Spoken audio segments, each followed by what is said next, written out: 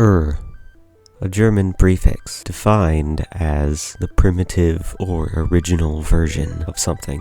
Minecraft. What would that be?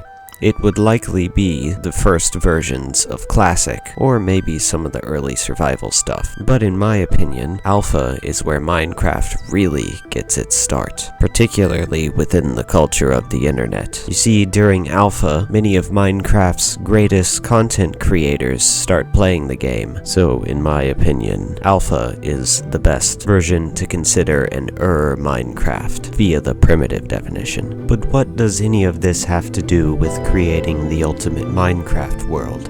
Shouldn't you just start up a world in the most recent version and just play from there, doing whatever you want? Well, you could if you wanted to do it that way, but I have a different goal in mind. I want to experience what it's like to play through as many versions of Minecraft in a single world as reasonably possible, which is why I've come up with a plan, starting with Phase 1.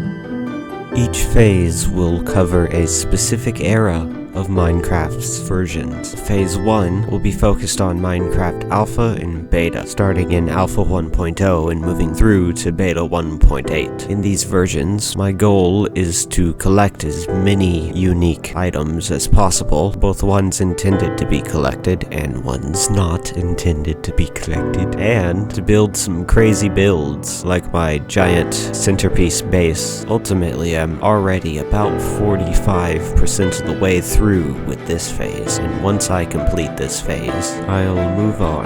Which brings us to Phase 2. In this phase, which will last from full release 1.0 to 1.7.10, the world will really start to take shape and become something worthy of calling the ultimate Minecraft world. Most of these versions are just building up to the point to where I can use all of the blocks and items introduced to create some crazy builds during Phase 3. Some notable additions include enchantments, beacons, hoppers, multiple wood types, and a whole bunch of new and interesting terrain to explore. Oh, and there's also some really wild exploitations to take advantage of to create some truly bizarre items. And of course, after 2 comes 3, so Phase 3.